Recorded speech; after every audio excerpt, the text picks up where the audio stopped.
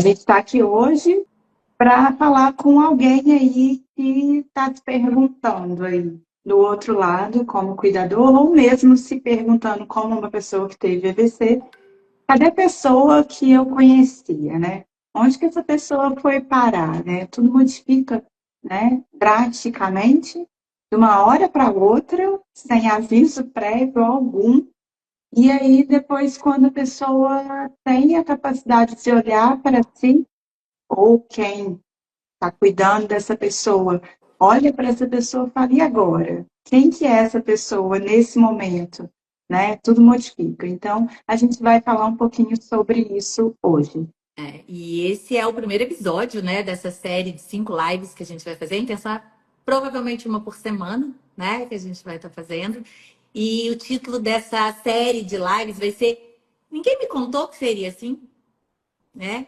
E a gente escolheu começar a falar justamente disso, dessa sensação dolorosa de que a pessoa que você ama, que sobreviveu ao AVC, mas parece que ela não voltou completamente. Ou que ela está esquecida, ou que ela não está falando, ou que ela está apática, desinteressada, independente da dificuldade motora dela, né? A gente vai falar de dificuldades motoras também, mas muito da parte do contato dela, da memória, da atenção, das capacidades que ela tinha antes de comandar uma casa, de fazer parte daquela família, né? De ser pertencente àquele local e que parece que ela não voltou completamente. E tanto a pessoa, né, se sente assim, e como que é o papel do paciente dentro de uma família que ele tinha um determinado papel e agora ele não consegue exercer de forma plena, quanto das pessoas que estão em volta dele, como que essa relação, dicas que a gente pode dar para vocês lidarem com as pessoas que estão assim, e como que as pessoas também, né? Como o que a gente tem que monitorar e observar. Porque é isso mesmo, né? Se a gente for parar, assim, para pensar direitinho, ninguém prepara a gente para essa parte, né? De como agir, de como lidar com toda essa situação nova, que é realmente um desafio. E aí a gente, como a Fabiana falou, a gente vai tentar falar aqui o tempo inteiro, tanto para o cuidador, para o familiar, quanto para a pessoa que teve AVC. Vocês vão ver que quem é cuidador aqui vai se encaixar em alguns momentos, mais do que a própria pessoa que teve AVC, em outros talvez a própria pessoa que teve AVC vai se encaixar mais, mas um obviamente se importa com o outro, então o tempo inteiro a gente vai estar falando da melhor maneira possível para os dois.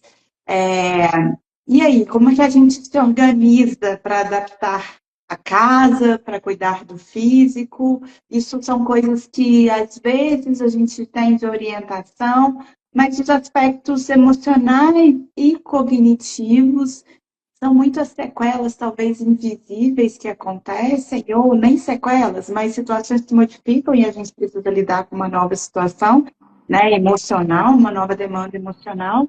Como que elas também mudam e como que a gente lida com tudo isso, né? E aí a gente sempre fala, né, Fabiana, aqui na Continuar e com os nossos pacientes, que não tem como a gente fragmentar, né? A mente, o emocional do físico, né? E as duas coisas se conectam e uma interdepende da outra. Né? Então, até para a gente melhorar a questão física, a gente precisa de um cognitivo, de um emocional melhor possível e vice-versa. Então, não tem como a gente separar o corpo físico da mente, o cérebro é que comanda tudo. Então, a gente vai tentar dar algumas dicas hoje em relação a isso, que isso interfere muito em todo esse processo. E antes da gente começar, né, a falar de dicas, de como fazer, eu queria tentar ler para vocês, ler mesmo, um depoimento que a gente recebeu aqui, né, que chegou para a gente, que ilustra um pouquinho do cenário, né? É, o antes e o depois, um texto que o paciente mandou, tá, gente? O antes e o depois não tem ponte no meio. Ele acordava cedo todo dia, fazia café, a gente conversava como ia ser o dia. Agora, ele fica horas olhando para o nada. É como se ele estivesse em um lugar que eu não consigo alcançar. Eu falo com ele, mas parece que ele não me escuta de verdade. Não é? Isso foi um texto que um cuidador mandou de um paciente. É claro que a gente está falando de um caso específico, existe aí um leque de possibilidades, tá? Mas quem se identificou com isso que a gente acabou de ouvir, que a Fabiana leu aí, deixa aí um coraçãozinho aí, faz um comentário para a gente poder, a gente está com algumas pessoas aqui para a gente poder fazer essa troca e entender também se sobre isso que vocês passam aí no dia a dia, porque esse é o nosso objetivo, assim, tentar ajudar vocês dentro da dinâmica do dia a dia da vida real mesmo de vocês. Né, Ludmilla, isso é que eu li, né, para vocês ouvirem, é uma coisa que é muito real, é extremamente comum no nosso dia a dia. E eu queria explicar para vocês um pouquinho, né, que o AVC, o acidente vascular cerebral, ele não afeta só os movimentos do corpo. Ele pode alterar várias áreas que são muito importantes para essa conexão emocional, da linguagem, da proatividade, né, da tomada de decisões. Então, áreas que são muito importantes para pra cognição como um todo, né? Por exemplo, o AVC ele pode afetar áreas que vão ser responsáveis pela memória, tanto a recente quanto a antiga, áreas que vão estar afetando a atenção, a concentração, áreas que vão afetar a linguagem, né? Ou seja, a comunicação entre as pessoas que estão naquele ambiente, áreas que vão afetar o comportamento, que podem mudar completamente a personalidade daquela pessoa que você sempre conheceu, ou que você sempre foi, né? Pensando no paciente, a capacidade de você regular essas emoções. Então, a gente pode começar a ter um sobe e desce emocional muito ruim, né? E quando isso acontece, a pessoa que está aí, né? Tanto você como paciente, ou você como familiar, como você como cuidador, a pessoa realmente fica diferente. Não é impressão de vocês. Ela não é a mesma pessoa depois, né, de um AVC. Independente de um grau menor ou maior, a gente está falando de um espectro de clínica, né? Ele não é a mesma pessoa por causas diferentes, mas muito grande, né? Então, ele realmente a pessoa está diferente depois de uma AVC, não é impressão da família, não é impressão do próprio paciente, né? E isso é importante a gente falar, porque nessa série de lives a gente vai o tempo inteiro abordar sobre isso, né? Existe aí alguns clichês no processo de recuperação neurológica no pós-AVC, que algumas pessoas realmente acreditam, alguns mitos, e muitas das pessoas querem de a qualquer custo voltar como era antes. E o acidente vascular cerebral, o evento, né? Tudo que aconteceu faz as pessoas modificarem, seja por sequela, seja ou não tem uma sequela cognitiva tão grande quanto a Fabiana falou agora. Compreendo tudo, entendo tudo, não afetou o meu comportamento, mas existe uma fadiga mental, existe um cansaço, existe todo o emocional de lidar com aquela situação que você não estava preparado, né? É um desafio, é uma situação desafiadora o tempo inteiro, é uma nova realidade, né? Então, é exatamente isso, né, Fabiana, que a gente vê na nossa prática clínica aqui na Continuar, a gente vê isso diariamente, as famílias e o próprio paciente chega aqui no nosso consultório e muitas das vezes não fala na frente do próprio paciente se ele tem o entendimento, mas depois fala com a gente numa reunião familiar. A frase é exatamente assim, doutora, ele não é mais o mesmo, ela não é mais a mesma, parece outra pessoa. E realmente, né, os comprometimentos que podem ser ocasionados pelo AVC pode dar essa impressão e é uma realidade mesmo, é uma nova situação, como lidar com tudo isso, né? Como lidar com uma nova pessoa agora de forma tão rápida e súbita, né? E é importante que vocês entendam, né? Eu já falei as alterações que podem ocorrer, mas isso muda, né? Dependendo da área do cérebro que foi lesionada. A gente pode ter mudanças, né? Como eu disse, de personalidade, do humor, da forma da pessoa reagir às situações do dia a dia. Então, não são pessoas diferentes com quadros diferentes. É, Independente de todos terem um diagnóstico, vamos falar de AVC, né? A gente podia ampliar isso para várias doenças neurológicas, mas especificamente a doença foi o AVC, mas a forma de manifestar vai ser muito diferente, né? A forma de encarar a reabilitação, da capacidade de encarar a reabilitação, né? e aí eu queria que vocês deixassem, tem algumas pessoas, né, tem A Debriane está falando que não teve AVC, mas tem a mesma sequela de uma ressecção de tumor cerebral, que pode realmente gerar as mesmas sequelas. Quem tiver por aí e que teve AVC, coloca aqui no comentário. Coloca aqui pra gente se você passa por isso, ou se você já tentou se identificar como era antes e agora não consegue mais se identificar como aquela pessoa de antes do AVC. É importante para a gente escutar entender se. A gente escuta isso no dia a dia, né? A gente não está falando aqui de trás da orelha, a gente está falando dentro das vivências que a gente tem diariamente aqui e ao longo desses 20 anos aí que a gente atua dentro da reabilitação neurológica. Mas cada história realmente é uma, né? Então, nenhuma, eu acho não, tenho certeza que eu nunca peguei nenhuma história igual a outra ou muito parecida. E a gente tem muita história para contar, né? Exatamente. Então, coloca aí, porque é interessante a gente escutar a história de vocês, que deixa a gente também como profissional mais preparado para lidar com toda essa situação e a gente também ajudar vocês, como profissional, ficar mais preparado de lidar da vida a partir de agora, né? A partir do diagnóstico.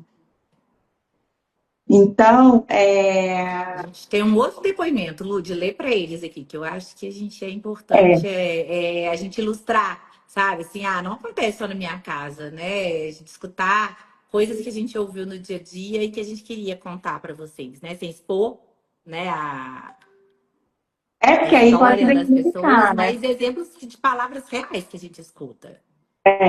A Fabiana leu aí, né, uma frase de um cuidador, né? Quando, né, pela visão do cuidador. Agora eu vou ler para vocês um que a gente coletou aqui, são frases dentro das nossas consultas que a gente passa, e agora por parte do paciente, da própria pessoa que teve o AVC. E aí ele falou assim para a gente: eu olho no espelho e não sei mais quem eu sou. Não tenho paciência para nada, não entendo as coisas como antes e me irrito à toa. Minha família me olha diferente e eu não sei mais como reagir. Então, você vê como que a pessoa está perdida, né? Porque até então se identificou de uma forma e a partir de um momento súbito não consegue se identificar mais da mesma forma como antes. E aí a Rosilei está falando aí, ó, tive AVC, me identifiquei com o que vocês falaram. É exatamente isso, sabe? E aí quando a gente consegue ter essa visão de ambos os lados, para quem auxilia como profissional, para quem é paciente, para quem é cuidador, as coisas se tornam mais fáceis, né? A gente consegue lidar de uma forma mais fluida, mais fácil, né? E aí isso interfere no processo de recuperação, né, Fabiana? A Debriane também colocou ali que ela tem 31 anos e pergunta se ela ainda consegue trabalhar a neuroplasticidade dela. Adoro responder isso, né? A gente vai falar, Porque peraí, a gente vai calma. falar. Adoro responder isso. A gente não pode prometer, iludir ninguém com nada, mas assim, é uma outra pergunta que a gente explica e responde todo dia, e eu faço questão de responder. Espera aí um pouquinho que a gente chega lá. Tá? E o cérebro, né? A Lud leu essa questão, esse depoimento do paciente, que ele mesmo não está se reconhecendo, não uma questão da família, que ele às vezes. O cérebro é uma rede muito complexa. Dependendo da área lesionada, outras áreas vão ter que estar compensando. Isso gera um esforço, um gasto energético do cérebro muito grande. Então, alguma coisa que a gente vê é a fadiga, né? Daquele, uma coisa comum. O esforço que eu tenho que fazer para pensar é muito grande. Às vezes não é a perda do executar, do pensar, não é a memória, é o cansaço, é o esgotamento que o cérebro tem que fazer para tentar fazer o movimento de uma mão, de um braço. Outras vezes a gente teve áreas afetadas da linguagem, né? Então a gente vai ter uma dificuldade da compreensão. Eu estou falando aqui, e o paciente não entendeu, ele entrou um monte de a, B, C, D, ele não está compreendendo aquilo da mesma forma como eu estou falando. Às vezes ele quer comunicar e ele teve uma afasia, que a gente chama de afasia de expressão, e ele quer falar cadeira, vai sair torta. E parece que o paciente está confuso, e muitas vezes ele não está confuso, ele está só querendo falar e não está sendo compreendido. Isso Deixa eu gera uma falar irritação. só uma coisinha aqui, que eu lembrei agora de um estudo que eu li recente, e aí é quando a gente consegue conectar a parte da ciência, para mostrar para vocês que a gente não está falando das coisas, né, não é só pela nossa experiência, mas também estudar, né, sobre isso. Teve um estudo que mostrou o quanto de energia que um cérebro de uma pessoa que teve AVC gasta para pensar, para fazer funções básicas, comparado a uma pessoa que não teve nenhuma lesão cerebral. E aí o consumo energético para fazer a mesma coisa que fazia antes, sei lá, vou ler, quem ficou com a capacidade de ler alguma frase, vou pegar um copo para beber uma água, vou arrumar meu cabelo. O gasto energético do cérebro é muito maior quando comparado antes, quando teve uma lesão cerebral. Então, isso é importante a gente pensar que é um esforço muito grande, que é o que a Fabiana falou aí, né? A fadiga mental, o esforço é muito maior. E a gente ainda não automatizou dentro desse processo de recuperação, principalmente no início, pós-lesão, as tarefas ainda, mas não vou te interromper, não, pode falar. A gente quer a família, né? Quer que ele faça como antes. Não, você consegue, vamos tentar, vamos tentar, vamos tentar. E muitas vezes a fadiga não deixa. Uma outra coisa que não deixa, e é muito comum no paciente com AVC e faz ele ficar diferente, são as alterações de humor, né? Quadros de depressão, de ansiedade, o paciente está apático, está desinteressado, está extremamente irritado. Tem estudos também que mostram que em torno de 70% dos pacientes que tiveram AVC, eles desenvolvem bem na fase aguda, na fase inicial ali, um quadro de depressão, tá? Ou de ansiedade, né? Na maioria dos casos, um caso de depressão, ele está diante de uma situação nova. Então, a gente, como profissional da reabilitação, médicos, as pessoas, toda a equipe multidisciplinar e a família tem que estar atento, né? Mesmo que o paciente não esteja conseguindo falar, mas ele não tá dormindo demais, tá sonolento, tá irritado, tá choroso. É importante conversar com a equipe que está acompanhando e pensar em se tratar, né? Com medicamentos ou não, a parte emocional. Então, isso não pode ser deixado de lado. E o paciente está estimulado, ele não está dentro de um quadro de depressão e ansiedade, é uma coisa que facilita muito a reabilitação dele. Se ele não tiver motivado, né, ou não estiver tendo paciência, se ele tiver apavorado, com medo de fazer um movimento, com ansiedade atrapalhando, ele não vai desenvolver o processo de reabilitação, não vai criar, fazer etapa por etapa para chegar e desenvolver a neuroplasticidade, que é uma das coisas fundamentais para essa reabilitação e para a gente tentar que essa pessoa que está diferente nela vá melhorando, né? Então, além das alterações do humor, a gente vai ter, como eu disse, dificuldade de concentração, muitas vezes perda de iniciativa para fazer as coisas. Aí a família fica, ele até está conseguindo andar, doutora, mas ele não quer fazer, eu faço tempo, não consegue, não faz, olha lá, tá? E começa a ficar brava, a família perder a paciência, o paciente perder a paciência, vira aquela confusão na casa, né? Realmente a rotina desmorona ali. Mudanças na forma de demonstrar afeto. Antes ele era muito carinhoso comigo, falava. Agora não me procura, mudou a vida sexual. A gente tinha uma vida sexual ativa, agora como é que vai ser? Não encosta em mim, eu posso encostar nele, é esquisito, né? E alterações da empatia, como que ele vê o outro, como que ele está se enxergando. Então, são coisas que acontecem bem frequente, né, Lud? Eu tô até vendo aí o Adriano colocando aí outras pessoas também, fazendo alguns comentários que calha realmente nisso que a gente está falando, é o que a gente observa, né? A Elis falando que há 4 anos teve um AVC hemorrágico e que o esforço realmente fadiga, mas que ela não desiste, realmente não é para desistir, porque o processo de reabilitação está incluso a gente se tornar mais resistente à fadiga à medida que a gente vai treinando. E aí, para comprovar isso, a Rô colocou aqui, ó. Eu já passei por esse cansaço pós-banho, principalmente quando lavava a cabeça. Hoje não sinto mais, o que é muito bom. Então, quer dizer, ela foi se adaptando e foi treinando essa nova atividade, porque apesar de você já tomar banho, né, desde que se entende por gente, depois do AVC tudo é mais cansativo mesmo. Então, é uma nova forma, é diferente. E aí o Adriano fala que ele sente um cansaço muito grande quando ele toma banho ainda, mas tudo é uma adaptação. Até nisso a gente, como equipe de reabilitação, tem que ter essa orientação para falar, olha, é comum acontecer. Isso vai acontecer. É dessa forma que a gente precisa abordar essas situações do dia a dia para que É, realmente possa acontecer igual aconteceu com a rua e que vai passando e a o gente vai Adriano comentou subindo aí essa degrau a questão. degrau.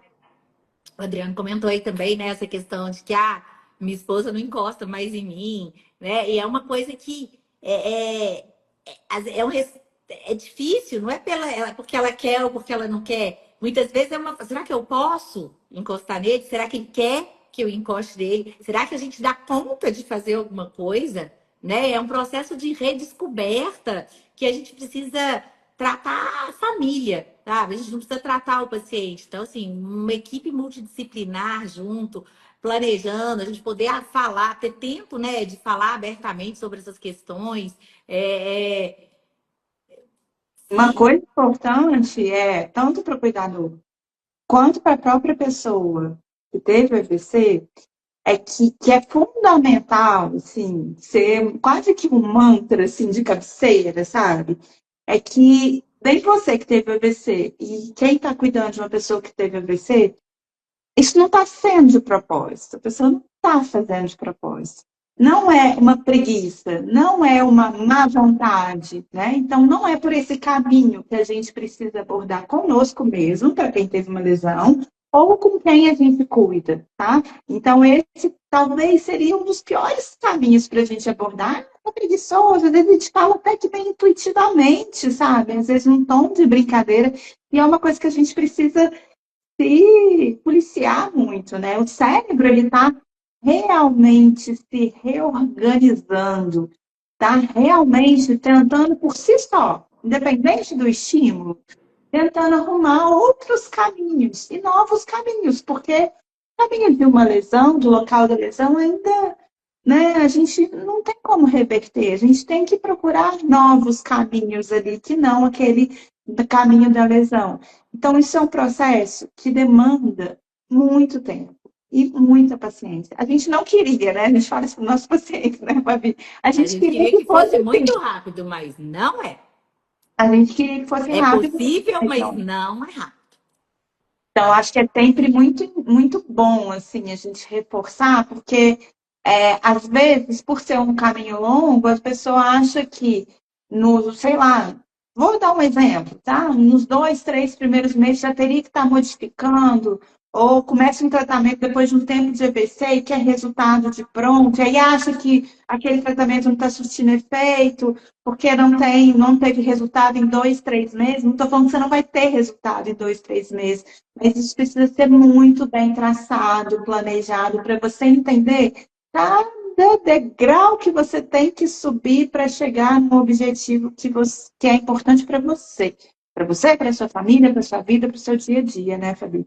É, E aí é preciso a gente entender que não é preguiça, que não é falta de vontade, que não é má vontade, que ninguém está fazendo de propósito, né? aí teve dois comentários aqui que me chamaram a atenção aqui, Lud. A gente está tentando responder todo mundo aqui, mas Sim. que a Paty Vital colocou que assim, minha irmã está parando de falar e não está conseguindo mexer o lado que mexia antes. Ela está acamada. Eu acho, Paty, que assim, isso é uma coisa a se prestar muita atenção, né? Você não vi aqui se o que ela teve foi um AVC e se ela, mesmo estando acamada, ela já estava movendo, mesmo que seja pouco, um lado do corpo, ela já estava falando e ela está parando, está diminuindo aquilo que ela já tinha alcançado, né? São duas coisas que a gente tem que ficar muito atento. Ela não está entrando no processo de depressão, porque as funções que a gente vai readquirindo depois do AVC que a gente aprende, né? Então, e precisa continuar sendo treinado. Ou ela parou de receber a quantidade de estímulo adequado, né? Então, ela tá ficando sem fisioterapia, sem fonoterapia, estão deixando ela deitada o tempo inteiro e não estão deslocando, não estão oferecendo os estímulos externos que ela precisa para continuar a falando e a movimentar o lado do corpo que ela já estava começando a conseguir mexer. E se não receber a quantidade de estímulo externo adequado, vai regredir aquilo que ela já estava ganhando. Mas não deixar de avaliar se ela está regredindo, vamos dizer assim, se foi isso mesmo que eu entendi, né? Se também não é um quadro de depressão que muitas vezes regride porque o paciente se entrega, ele não quer.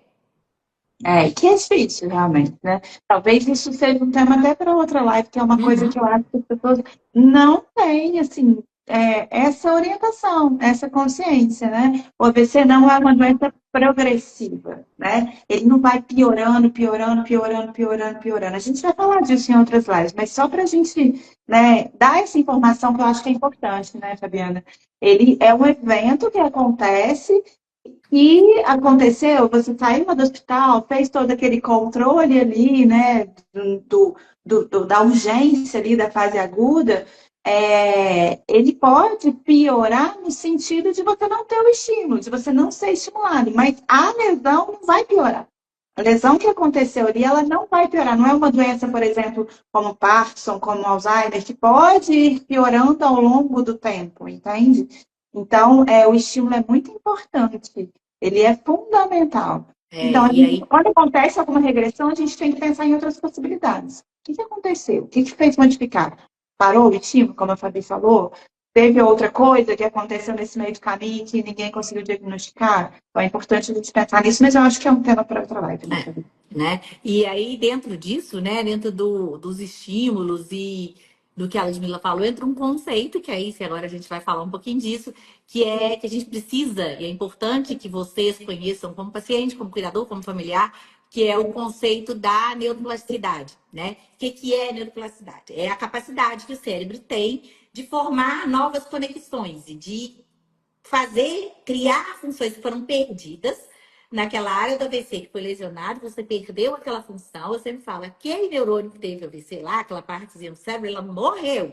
Mas do lado dele está cheio de neurônio que tem capacidade que, se corretamente estimulado, ele pode criar, como se fossem raízes de árvore mesmo, e criar a capacidade de aumentar as conexões com os outros neurônios que estão do lado, e é realmente uma cascata. Tá? É um networking que eles vão fazendo um com o outro e um vai ajudando o outro a ir reconectando as funções. Ah, perdeu a força do braço?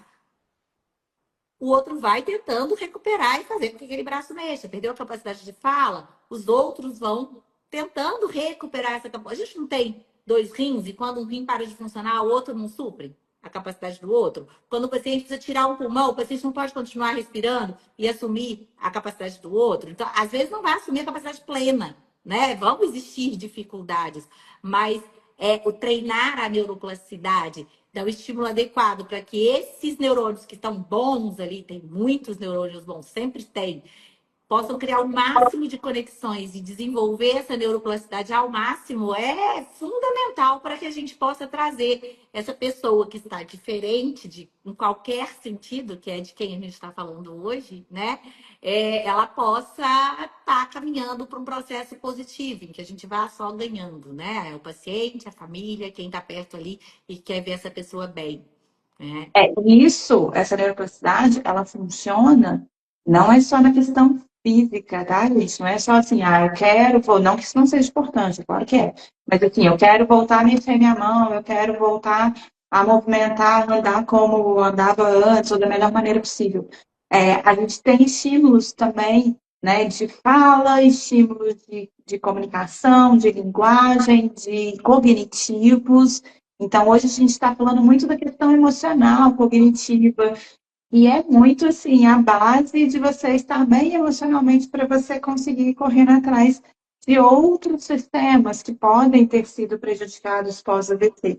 Então, uma das coisas que a gente faz aqui, a reabilitação neurocognitiva, que é uma das especialidades que a gente faz aqui na Continuare, trabalha especificamente estimulando essa neuroplasticidade, né? Questões que a Fabi falou aí, do humor, da apatia, né? Claro que a Da gente fadiga, da né? fadiga, Os né? quadros de depressão, de ansiedade, da fadiga mental, da capacidade executiva, porque muitas vezes o paciente ele não sabe se programar para fazer uma coisa, né? Às vezes a capacidade de não é só memória, né? Ele se embaralha mesmo. Como é que faz coisa simples de fazer? Ele não consegue executar, não por falta de força, às vezes não por falta de memória, nem por linguagem. Então, a reabilitação cognitiva, que é repetidamente treinar essas funções, treinar e treinar, e fazer que esses neurônios relacionados a humor, memória, capacidade cognitiva, executiva, linguagem, eles criem essas conexões é fundamental. E às vezes a gente só pensa na reabilitação física, só do braço, da perna, que é E aí importante. a gente pensou em algumas dicas práticas, simples, mas que tenta aí no seu dia a dia, com você mesmo, ou com a pessoa que teve AVC, que é seu familiar, sua esposa, seu marido, seu filho, seja quem for sua mãe, seu pai, mas tente aplicar isso no dia a dia, tá? Dê mais tempo para a pessoa processar as informações que você está dando para ela, ou que você está requisitando dela. Se for uma pergunta, ou se for alguma informação que você está fornecendo, explicando alguma coisa para essa pessoa, talvez a o tempo de processamento dela ainda esteja alterado. Existe um delay, que a gente chama, no entendimento do que está sendo falado, no processamento daquilo que ela entendeu, para depois sim, dar uma resposta. Tá? Então, dê o tempo para essa pessoa, vai devagar com isso. Às vezes a gente é muito automático no nosso dia a dia. Hoje em dia, a tecnologia ela está engolindo tanta gente, as informações novas, elas surgem tão rápido, assim, a todo momento, e a gente meio que, como ser humano, já ligou o automático para ser tudo rápido, resposta rápida, pergunta rápida, enfim. Então, quando você está com uma pessoa, ou você é a pessoa que teve AVC, teve uma lesão, se dê esse tempo. Se dê esse tempo para ter o entendimento. Não desista, não. Vai falar, não vou conseguir. Não, você pode conseguir, mas você precisa hoje de um tempo maior do que antes. E esse tempo desse delay, ele pode ir diminuindo com o estímulo. Até você falar, ó, estou conseguindo processar rápido essa informação. Isso é muito interessante. Ontem aconteceu uma situação muito assim, que caracteriza e muito isso, que ilustra muito isso. A gente tem um paciente aqui que ele tem esse tempo de resposta meio alterado, hoje em dia está muito melhor, e não tem muito a noção de falar algumas coisas em público. Ontem ele chega aqui na Continuare, por exemplo, e ele, que ele tiver que falar, ele vai falar, mesmo com dificuldade de fala, ele vai falar no meio da recepção, no meio de todo mundo, e não interessa quem está lá, Falar assim, várias né? palavras inadequadas, inclusive. É, É uma senhorinha toda respeitosa ou não, quem tiver que contar aí não tem freio. Ele chega ali e fala. não tem freio. Isso é um pouco que a lesão gerou como sequela dele e que a gente está trabalhando também. E aí ele chegou, ele veio até a minha sala, veio conversar comigo, veio falar no meu ouvido uma coisa que ninguém poderia saber, porque não era, né, Pode não era contar. apropriado, Ele né? livre.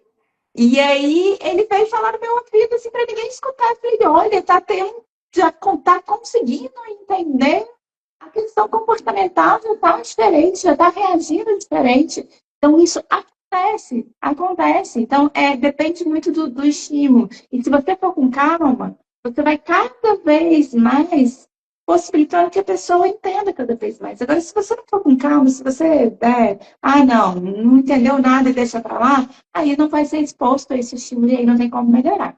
Realmente, sem estímulo, a gente acaba entrando num patamar de estabilidade naquela situação. Então, essa é uma dica. Use uma comunicação clara, uma informação por vez, frases simples, pausadas, para a pessoa entender. Às vezes, coisas que são muito óbvias para nós, naquele momento, para aquela pessoa, não é nada óbvio. Tá? Às vezes, coisas simples mesmo. Então, fale com as palavras de forma mais simples possível, mais corriqueira possível, dentro da comunicação que essa pessoa já tinha antes, dentro da realidade daquela pessoa. E tente manter um ambiente calmo. Às vezes, muito estímulo ao mesmo tempo, tá?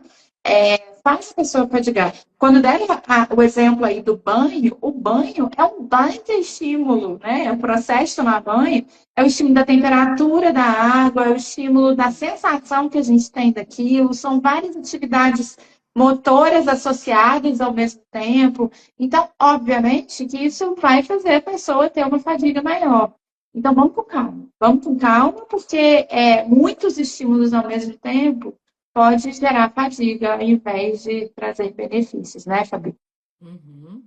Tem alguma pergunta que você viu aí, Lud, para a gente responder? Eu vi algumas aqui. Eu vi várias perguntas, Eu mas eu não também. consegui acompanhar porque eu estava falando aqui, né? É, Aqui, ó, a Bia está falando, além dos fatores emocionais do AVC, 2 anos após o AVC, perdi meus pais. Por mais de 1 ano e meio, abandonei tudo. Há pouco tempo, retornei na academia. Ainda tenho chance de neuroplasticidade? Muita. A gente brinca, assim, a ciência já comprovou isso.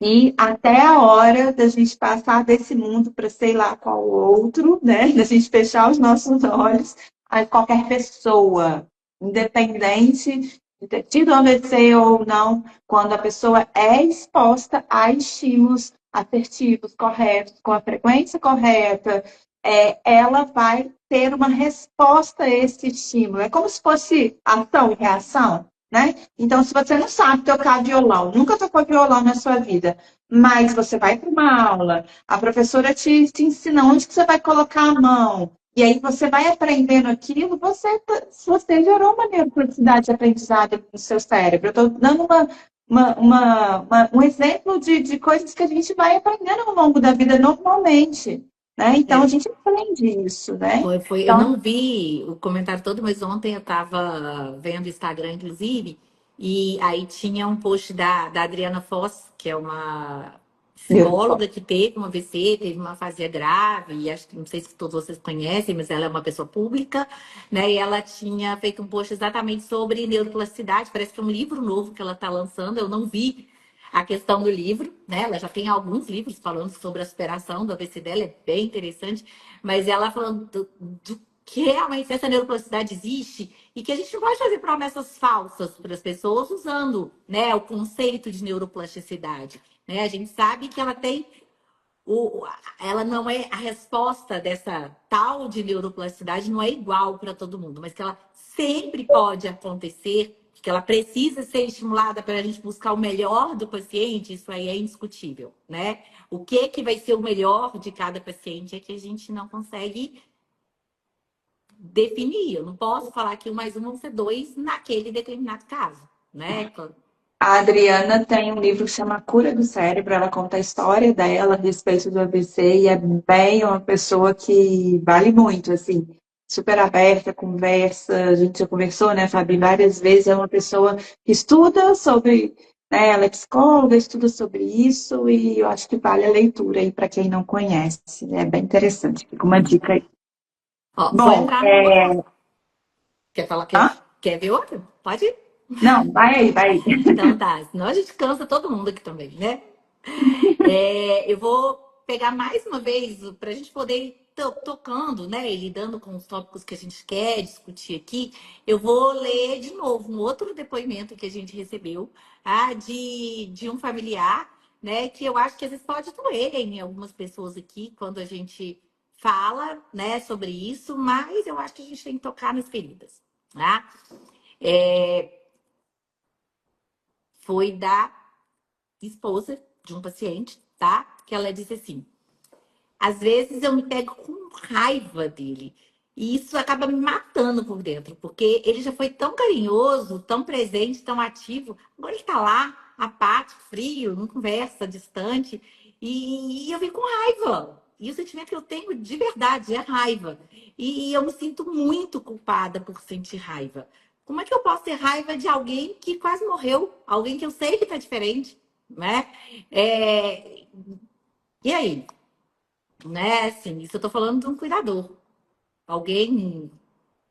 Isso passa, né, na cabeça. Nós somos seres humanos, né? A raiva. Quem. A gente tem filhos, quem nunca sentiu raiva? Por mais que a gente tenha amor de mãe, amor de irmão, já não sentiu raiva em algum momento de uma situação que a gente não consegue controlar, que sai do nosso controle, né?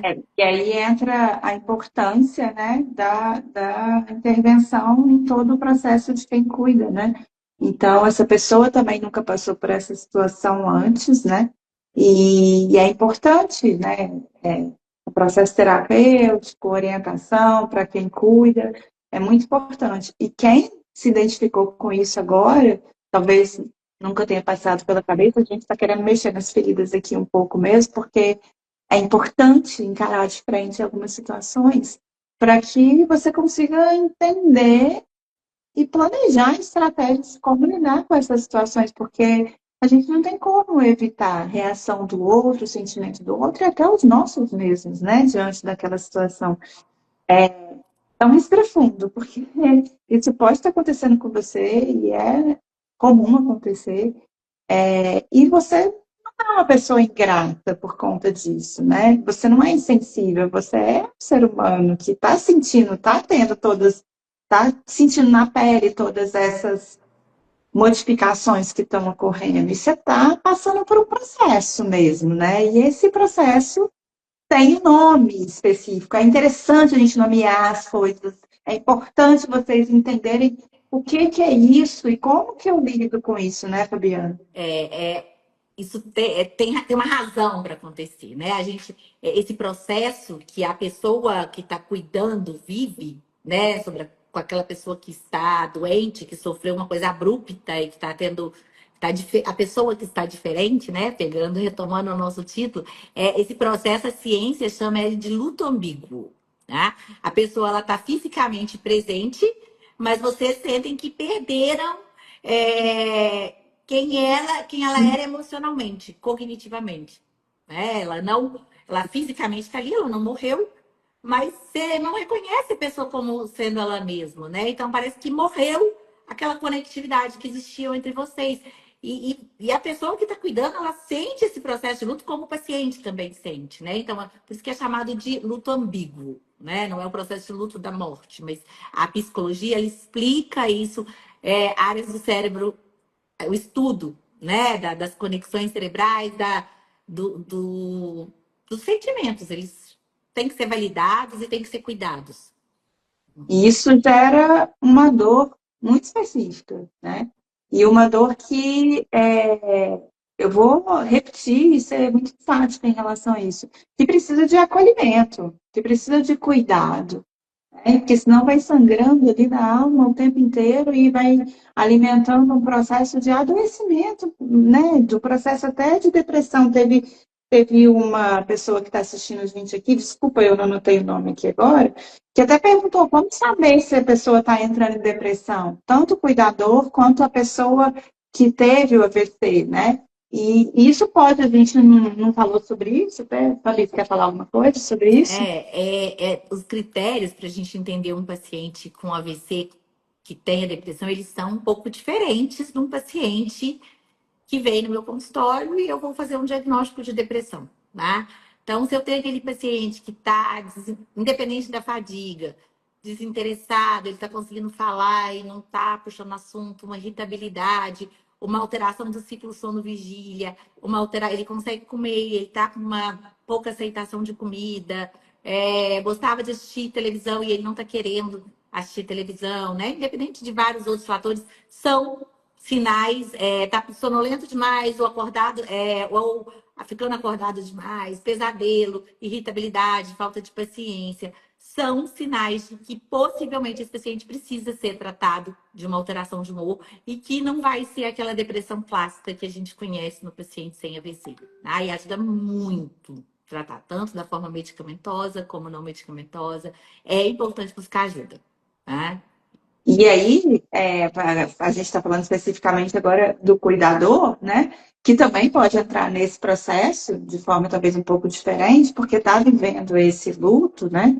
E esse luto, ele é tão real como qualquer outro, porque a gente está lidando com uma nova pessoa naquele momento, né? E é preciso de cuidado, ele precisa de atenção, né? Um dos nossos propósitos aqui hoje é dar pequenas dicas, talvez você aí não tenha acesso, né, a uma equipe multiprofissional, a um profissional da psicologia, às vezes, para tratar isso, para fazer uma terapia. É claro que a gente não está aqui para substituir ninguém, tá? Mas, assim, talvez pequenas dicas, porque a gente sempre fala aqui, né, Fabiana? Os profissionais são imprescindíveis, são muito importantes, têm o seu papel fundamental nesse processo de reabilitação, não desmerecendo absolutamente nenhum deles, porque a gente é um deles também, tanto eu quanto a Fabiana, mas que realmente faz diferença na vida dessa família que teve uma lesão cerebral. É como que vai lidar o dia a dia, as outras horas que não está no processo de reabilitação ali com o profissional. Como lida com isso? Como que é o estímulo físico, emocional, cognitivo no dia a dia? O dia a E, dia é o que conta, né? e toda a energia, né, das famílias, dos cuidadores, às vezes está voltada para o paciente, né? E a gente vai falar disso outro dia, né? Mas assim, e muitas vezes a família está tão doente quanto o paciente, né? Então a gente precisa de olhar para essa família também. Sem dúvida. Eu vou só dar uma paradinha aqui para a gente responder a pergunta sobre como que o paciente percebe que está em depressão. Vou ler algumas outras coisas aqui. Tem gente perguntando sobre toxina botulínica para espasticidade. É um tema que é importante a gente falar. A gente vai anotar aqui como uma sugestão para uma próxima live. É uma coisa muitas das vezes tem indicação para paciente que teve AVC, que tem um tônus mais alto mesmo. E o que é É, isso, né? Assim, acho que a gente pode, sem que é mais dúvida, que profundo. é um tema e um sintoma muito frequente, importante da reabilitação, faz parte, que a gente pode falar bastante para frente. Deixa eu acabar a nossa série. A Debriane está falando que a prática traz a perfeição e realmente a prática é uma das variáveis dos princípios. A gente tem 10 princípios da neuroplasticidade. Então, tem uma aula lá no Stone Physio, no canal Falando de AVC para você, sobre os 10 princípios da neuroplasticidade. Se você não viu, vai lá ver, porque lá pode esclarecer muito sobre o que é essa tal da neuroplasticidade. E um dos princípios é realmente a questão da prática. O quanto que a gente tem que praticar, qual a frequência dessa prática, quanto que a gente tem que variar de prática, vale a pena? Quanto tempo que a gente vai ficar só naquele estímulo, da mesma forma, com a mesma entonação de voz, com as mesmas estratégias? Então, isso realmente, assim, a prática precisa ser um fator a gente considerar e como fazer essa prática acontecer, né? A Cida perguntou que é uma coisa também que a gente vê na prática, né? Ela sofreu um AVC um ano atrás e sempre que eu tô melhorando, eu entendi como cai uma queda, né? E o tratamento retrocede. Isso é normal? Muito, É, né? eu não sei se é queda, se ela está falando queda, queda Eu mesmo, entendi né? queda, pode ser que eu Também. esteja errada, mas é porque isso acontece. A gente está indo bem, ele É, tropeçou ali, caiu e a desando. e isso muitas das vezes acontece porque ele está resgatando a capacidade, está se desafiando mais, e aí acaba que não tem domínio ainda sobre o quanto que precisa se policiar em termos de segurança e acaba acontecendo uma queda. E aí é uma coisa importante também, talvez vou anotar aqui também para uma nova live, porque pode entrar num processo que faz com que o processo de reabilitação fique andando num ponto só, sabe? Como se fosse um cachorro andando atrás do próprio rabo, sabe? Porque aí cai, tem medo de se desafiar porque caiu, e obviamente quem caiu geralmente tem medo de ter uma nova queda, e aí não se desafia, e aí mantém um comportamento mais conservador, e aí não consegue ganhar. Então, esse É, limiar até onde ir com segurança é uma coisa que a gente discute também, assim, todos os dias aqui com os nossos são dois pacientes. medos que são muito importantes assim, que eu vejo no dia a dia aqui, né? O medo de se desafiar e o outro medo é o medo da dor, né? O paciente que sente dor, ele fica com muito medo de tentar, já está saindo da cabeça, né? Da fadiga, da cognitiva aqui, falando da parte física, mas já que a Não gente está tem falando como, do né? paciente com AVC, É. não tem como não falar. Mas são dois medos que acontecem nesses casos de queda e na reabilitação como um todo. E que se você já estava andando e você caiu, precisa superar esse medo que você tem capacidade para. A queda acontece com todo mundo, É. pode acontecer com todo mundo. A gente tem que levantar e continuar. Né? Vamos tentar, então, seguir aqui uma linha de raciocínio dentro de tudo que a gente está conversando aqui desde o início da live. E a gente parou um pouco falando em relação a esse luto ambíguo, a paciência que as pessoas têm que ter, as pausas, te deu algumas dicas. Mas agora é a hora de você pensar que você precisa reconhecer o que continua vivo. O que continua ali, o que as pessoas que estão ao seu redor, tanto as pessoas, cuidadores, familiares, reconhecer a situação, entender a situação, lidar e saber como lidar com isso. Eu quero que vocês saibam que uma coisa muito importante, nem tudo se perdeu, né? Então, existe, obviamente, AVCs muito graves, pessoas com comprometimento muito grave, pessoas com comprometimento menor, não tão grave, existe um leque aí de possibilidades depois de uma lesão pós-AVC, mas na maior parte das vezes a gente tem ainda uma memória afetiva que já foi criada anteriormente, que, né, existe algum resgate em algumas situações específicas, mesmo que seja do próprio paciente ou de quem não teve uma lesão, mas que permanece isso vivo dentro dela. Um carinho, um vínculo que você já construiu ao longo dos anos com essa pessoa. E muitas vezes eles permanecem. E isso é um pouco do que traz realmente um gás, assim, né? O que traz uma força de vontade para ajudar, para realmente trazer um gás ali naquele processo de recuperação. A gente só precisa aprender a enxergar de novo e aprender a enxergar de uma forma diferente. É É, desafiador, mas é necessário e possível. e tem algumas estratégias, né, cientificamente comprovadas que vão ajudar nessa reconexão, né, do paciente mesmo, da família com o paciente. Então, a gente vai dividir com vocês algumas dessas estratégias práticas, tá? Que vocês mesmos podem estar usando aí, não necessariamente com uma equipe multidisciplinar, que a gente sabe que não é a realidade de todo mundo de poder ter acesso diariamente, poder estar participando disso, né, Ludi? Ou você mesmo que teve um AVC aí, tenta fazer isso hoje à tarde.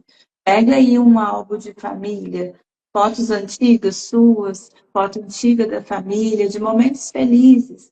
É importante, né, colocar isso, vivenciar isso novamente, né? Não tem como você desfazer isso, né? E essa memória é importante.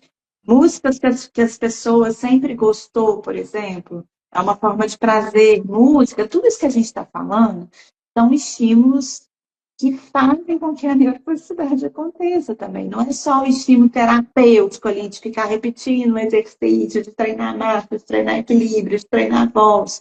Não, tudo isso são estímulos importantes para o nosso cérebro.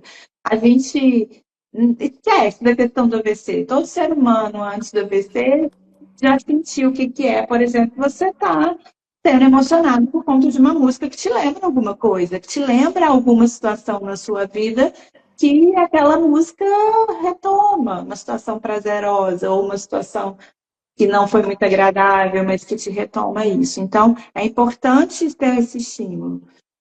Comidas favoritas, cheiros familiares, são vias de entrada sensorial que ajudam também nas partes de identificação e processamento sensorial do cérebro. Lugares que frequentavam juntos, então é importante retomar esses lugares. Com calma, não vai ser como antes e nem espere que seja, mas se desafie nesse sentido. Eu acho que é bastante importante, né, Fabi? Eu acho que uma outra estratégia é tentar lembrar e estimular o que a gente chama de comunicação não verbal, né?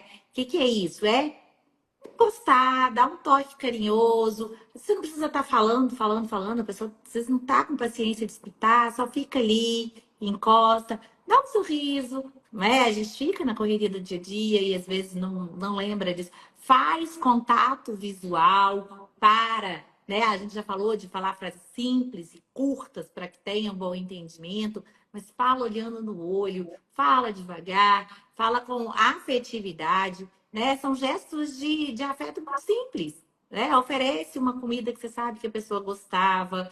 Então, isso vai muito além do que a gente fala sempre em fono, físio, para todo mundo. E é prazeroso para a pessoa que teve AVC, né? É fundamental para ela recuperar os estímulos sensoriais e é extremamente prazeroso, mas às vezes trabalhoso, sim, né? Muitas coisas, para a família que está cuidando, né? Para a família que está ali perto. Às vezes as pessoas ficam, a Luz estava falando da questão de mostrar fotos, lugares, comidas, músicas. E eu já escutei de muitas vezes as pessoas falarem assim: ah, mas eu não vou mostrar, não, não vou mostrar daquela viagem que a gente fez, que ele vai ficar triste porque ele não está podendo ir lá. Ah, levar na festa de aniversário, não, ele vai ficar triste. Não, gente, a gente tem memória. A memória faz parte da nossa vida. Essas lembranças afetivas, elas despertam essas esse networking de conexões que o cérebro vai fazer para ativar outras áreas que vão ajudar ele a despertar. Isso fez parte da vida dele, né? Ele, a gente não tem que levar para esse caminho de que eu não vou fazer mais, né? Olha como foi bom ter feito isso até agora. Olha que lembrança boa. É dessa forma que a gente tem que abordar, né? E a gente já teve até pacientes que, por conta disso, objetivaram aquilo que fazia antes de alguma forma. E aí voltaram a ir à praia, entraram no mar e se expuseram. E aí é muito gratificante, né? A gente vê que é possível, e é possível, né? É óbvio que a gente está falando de caso a caso, a gente precisa avaliar, mas na grande maioria das vezes é bem possível, sim, com adaptações, né, com novas situações, mas é bem possível.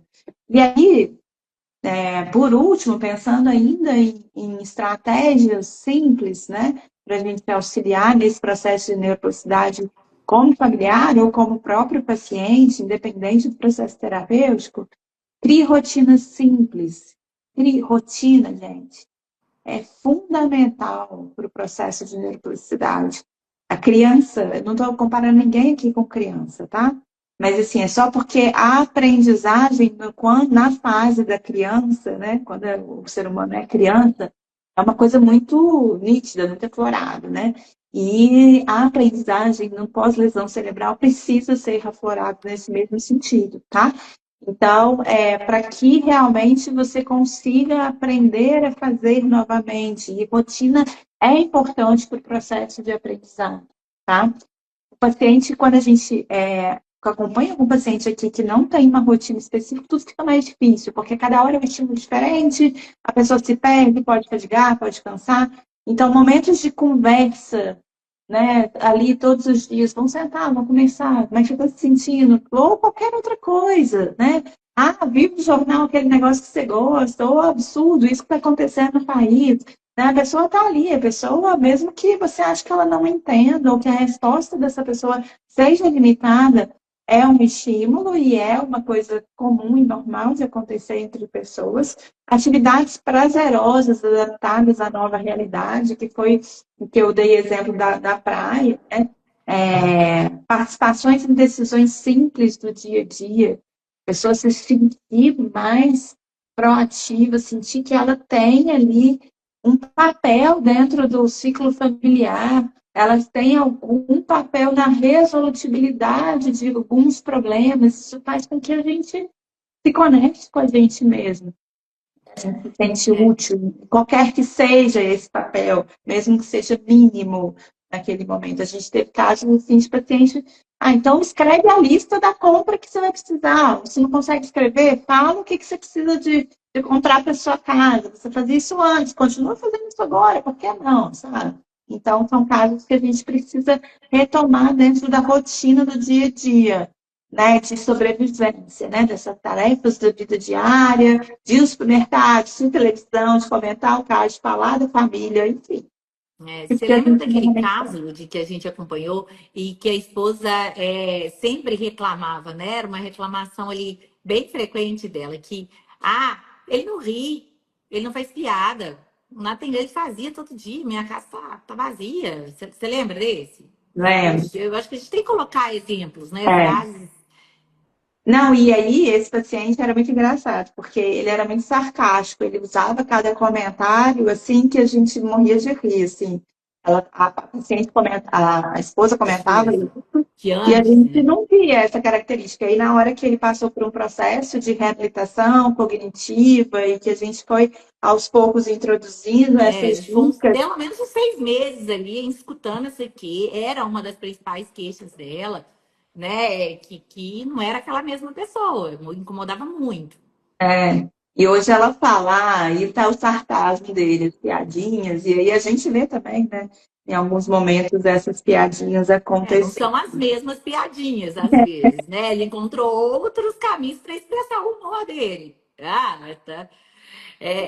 Porque a gente tem que lembrar, pessoal, que essa reabilitação, a gente já falou isso, né? Ela não é só física. Essa reabilitação emocional do paciente, essa reabilitação cognitiva, a reabilitação social, né? A gente tem que pensar na pessoa e naquele núcleo, né? Que está em volta da pessoa como um trabalho completo. Então, se a gente esquece disso, a gente ficar focado no físico e na fala, que é o que a maioria das pessoas fazem, a gente deixa muita coisa para trás e que vai repercutir, com certeza, né? E a gente pensa que um processo de reabilitação ele alcança um sucesso quando a gente consegue, de alguma forma, inserir aquela pessoa que teve uma lesão cerebral dentro da participação social novamente. De alguma forma. Talvez não seja como era antes. E tudo bem, mas essa pessoa está convivendo, está tendo socialização. A gente teve aí, né, pouco tempo atrás, a pandemia que trouxe na pele de toda a humanidade, né? O que é ficar isolado, né? Então, isso gerou repercussões né, nas pessoas de forma muito sistemática. A gente tem resultados hoje de pessoas com problemas e alterações mentais, né? Ainda bastante problemas psiquiátricos, enfim, depressão, quadro de ansiedade. A gente vê como que os jovens hoje são mais ansiosos que um tempo atrás, né? Eu vivencio isso na minha família, os meus filhos, né? Tem uma nova dinâmica com esse processo aí depois da pandemia. E aí a gente acaba observando que a falta de socialidade, assim, o que a gente ficar restrito, igual a gente ficou, altera a saúde mental de qualquer pessoa, né? E aí entra novamente num ciclo ali de andar atrás do próprio rabo e não eleva, não avança nesse processo de reabilitação. Então, participar socialmente é fundamental. Ouvir outras vozes, falar com outras pessoas, experimentar novos lugares, ainda que seja na cadeira de roda, ainda que seja com a sua muleta, com a sua bengalinha, ainda que seja com a ajuda de alguém, porque você não tem confiança de ir sozinho, mas é necessário essa experimentação. Isso É, traz muito faz muito bem para a nossa saúde mental, a literalmente. Maria Isabel colocou aqui, meus dias que eu vou para fisioterapia foi muito bom para mim. Morro de rir com os outros pacientes e com a equipe de físio. Né? A gente vê muito isso, assim, alguns pacientes, que você vê que o convívio social deles, né, de alguns pacientes que vêm aqui na clínica e às vezes ficam, né, a gente trabalha muito com protocolos intensivos, que pacientes às vezes com 3 horas aqui na clínica, 5 dias por semana, né? Fazendo diversas terapias importantes para esse processo da reabilitação dele. Então, cria, e aí e o que chama atenção é isso, é que muitas vezes o único convívio social que essa pessoa está tendo é a hora que está aqui. Então ele chega, é a secretária, que é amiga dele, as outras pessoas que estão ali na recepção, é a outra pessoa que está fazendo fisioterapia, a fonoaudióloga vira confidente, e tem hora que a gente tem até que abaixar os ânimos. Opa, não, menos, gente, porque estão virando uma festa. E que bom que vira, né? Que é muito bom a gente ver que a gente está num ambiente feliz aqui e podendo fazer parte da socialização. Mas voltar nessa reabilitação social não é só estar no meio de terapias. A gente precisa de E aí a voltar gente àqueles momentos prazerosos de formas adaptadas, dentro do possível, das outras coisas que traziam prazer para a gente. Nós E aí, levamos. Maria Isabel, eu acho que a gente precisa reforçar uma coisa. Isso que está acontecendo com você, de ter essa socialização, né, essa diversão dentro do processo terapêutico, precisa ser encarado como literalmente um degrau para daqui a pouco você perceber, olha, eu consigo socializar com as pessoas, por que eu estou socializando só aqui? Né? Então, para você entender que isso pode acontecer, extrapolar os muros da reabilitação, da parte técnica, né, do tratamento, vamos dizer assim. E aí, a gente tem pacientes aqui, por exemplo, que vem 2 vezes por semana, pacientes que a gente faz acompanhamento, que a gente já fez protocolos intensivos e que aí mantém o acompanhamento dentro das terapêuticas, e que às vezes passa uma semana sem vir porque vai viajar. E eu falo, vai, viaja. Porque para mim e para essa pessoa é importante ela se expor. Né? Vai ficar sem fisioterapia, sem fono, seja o que for, durante uma semana, mas vai trazer outros estímulos de outra cidade, de outros afetos, de encontro com outras pessoas, que são fundamentais também para esse processo de pertencimento, de socialização, de que eu sou importante, né? E que faz parte aí da vida de qualquer pessoa. Então, às vezes, a gente até já sabe, tem pacientes que, né? Aí tem paciente que fala, ah, eu não vou porque eu vou para o Rio de Janeiro num show. Vai, é importante isso, né? Então, a gente sempre brinca, assim, o quanto que isso é importante, o nome da continuária não é à toa, porque a gente realmente acredita que a vida precisa continuar depois de um diagnóstico neurológico, seja de forma adaptada, mas dentro de todos os pilares de qualidade de vida, né, que a Organização Mundial de Saúde diz aí, né, de ter uma vida sexual ativa o máximo possível, assim como era antes, de poder sair, de poder socializar, de poder ter boa saúde mental, boa saúde física, enfim, todos os pilares aí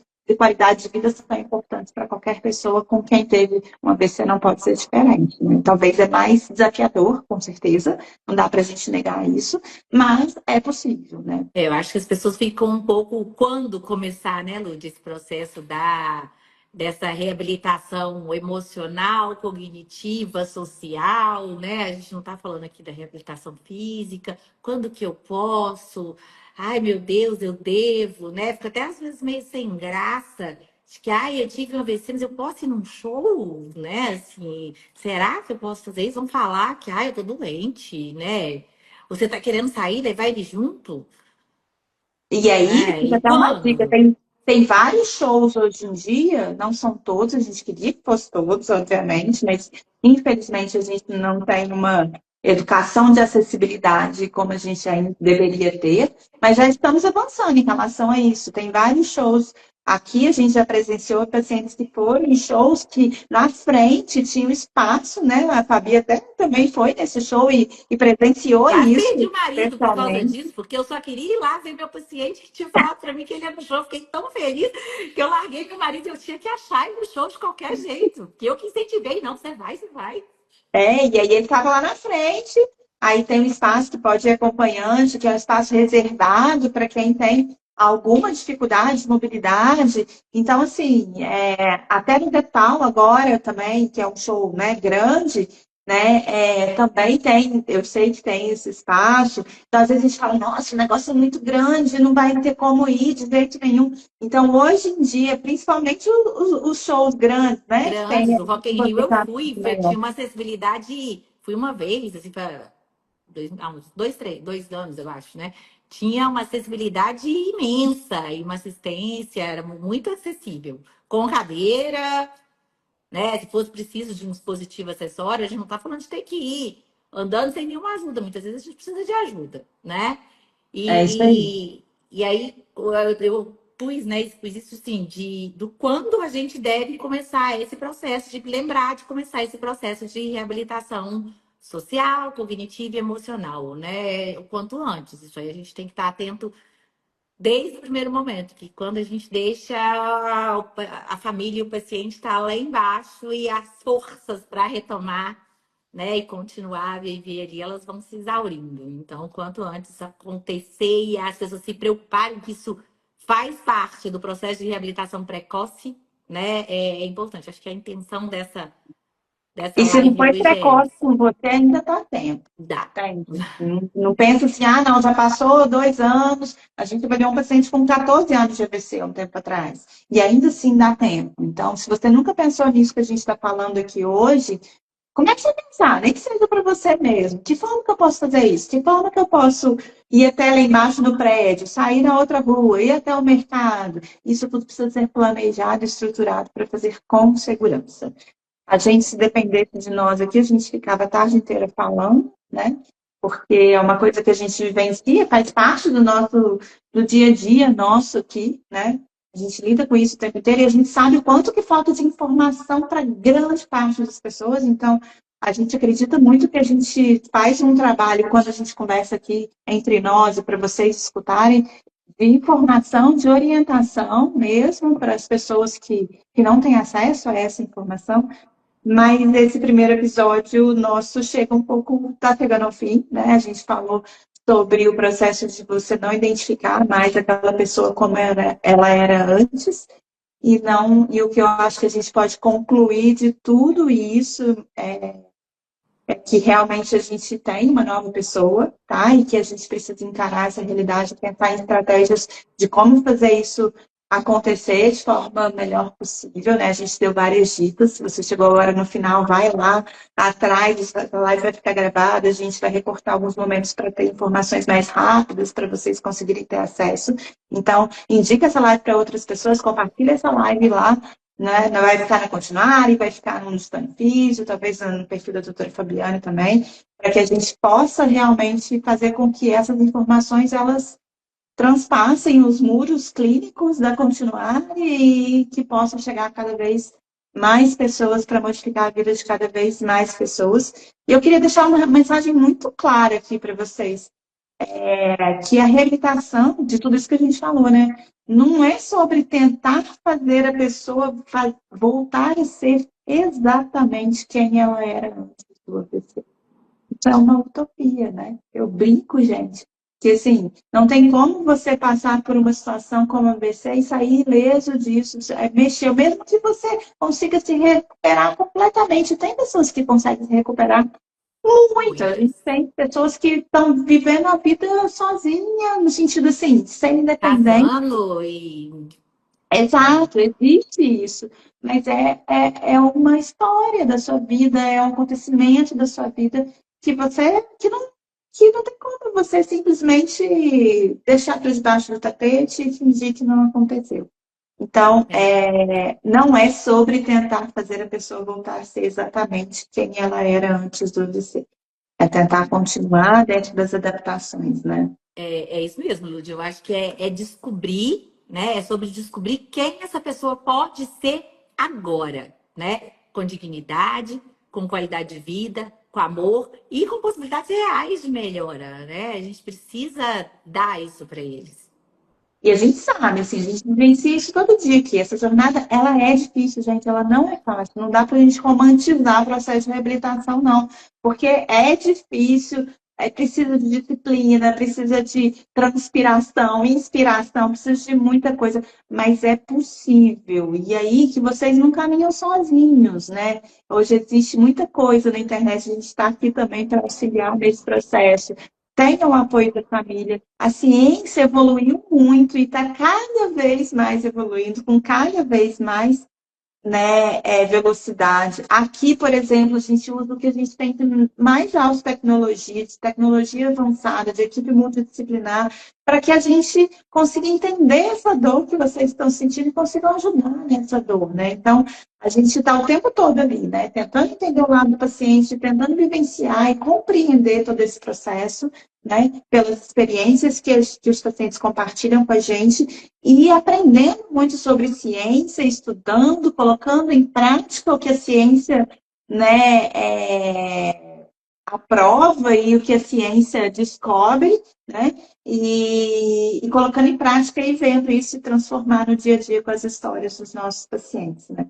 Eu vou dar um oi pro Zé Carlos, que deu um oi para mim, para você aí, que pai de uma paciente nossa. Ela é um Ah, exemplo como tá aqui. claro, tá? Ele mandou um oi pra gente aqui.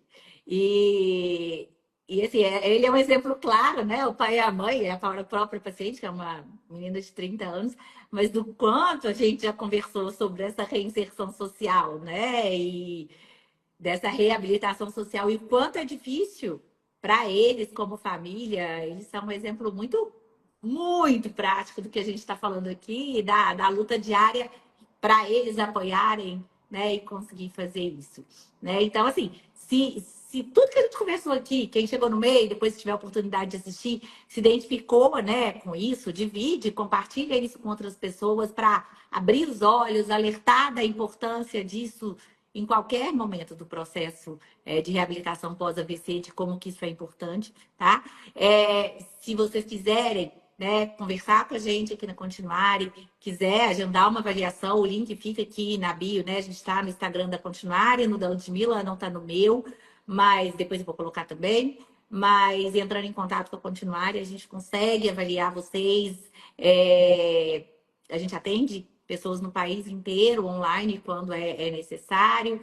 Pessoas vêm aqui para a clínica, a gente recebe pessoas do Brasil inteiro para fazer protocolo de reabilitação intensiva. Tá? Então, e a gente está disponível aqui nos comentários, depois da live, perguntas. Sim? Ficou mudo. Oi, tá ouvindo? Ficou mudo durante alguns segundos. Ah, foi o telefone.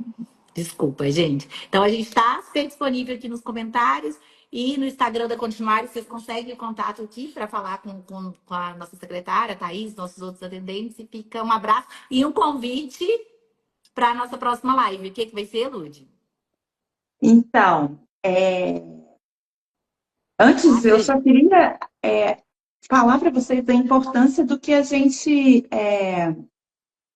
está fazendo aqui hoje, até para a gente mesmo, né, Fabi? É uma coisa que a gente sempre quis fazer e pelo atributo do dia a dia, confusão, a gente não para de trabalhar um segundo, enfim. E a gente não tem oportunidade, como a Fabiana falou no início. Então, para a gente, né, quando a gente montou essa série, ninguém me contou que seria assim, é exatamente para a gente dar esse suporte. Para a gente foi muito emocionante para a gente estar aqui e poder, ao longo desses 5 encontros, a gente poder falar mais profundamente, né, desse universo aí pós-lesão cerebral. Na próxima semana a gente vai abordar um tema super importante, que é virei cuidador ou cuidadora do nada, e ninguém me perguntou se eu estava pronta. É um episódio especial para quem cuida e muitas vezes se sente invisível ou não capacitada para tal. A gente vai tentar ajudar você que cuida e com certeza ajudar quem é cuidado também, sem sombra de dúvida. Ative o lembrete aí, compartilha, a gente vai colocar aqui uma publicação lembrando vocês a respeito, eu não sei ainda que dia que vai ser, vai depender das nossas agendas aqui, mas muito provavelmente na semana que vem, daqui a uma semana, na quinta ou sexta-feira, a gente vai estar aqui para conversar novamente. Coloquem aqui no comentário de vocês, aí a gente vai seguir esses 5 episódios. Olhem lá no post, no carrossel, já tem os 5 episódios lá definidos, os temas, para vocês verem quais vocês se identificam mais e que seria importante vocês estarem com a gente naquele dia. Mas também coloquem outros temas que a gente vai aqui tendo ideias para uma próxima série, para uma próxima live, para poder entender melhor cada dia mais, né, a dor que vocês sentem, quais são suas dores, quais são as suas necessidades e a gente poder ajudar nesse sentido. Eu queria agradecer vocês, né? E a gente está encerrando isso, né? Que vocês fiquem bem. Que vocês lembrem que vocês, família, vocês, pacientes, vocês não estão sozinhos, tá? E que vocês lembrem que vocês merecem suporte como família ou como paciente, que vocês merecem cuidado, que vocês merecem ter oportunidade de melhorar e de desfrutar do que a ciência oferece. Mas para poder desfrutar disso, vocês têm que saber que isso existe. Né? Assim, de que existem possibilidades de se atentar para poder buscar isso. Então, isso que a gente queria falar. Obrigada, foi muito, muito legal poder estar aqui hoje com vocês. E não esqueçam, a vida continua de alguma forma, continua, isso é fato. Então, pensa que ela precisa continuar da melhor forma possível para a gente viver com a melhor qualidade de vida possível. E a gente se vê semana que vem. Obrigada, Fabi. Um beijo. Foi ótimo. Obrigada, Ludi. Tchau. Um beijo.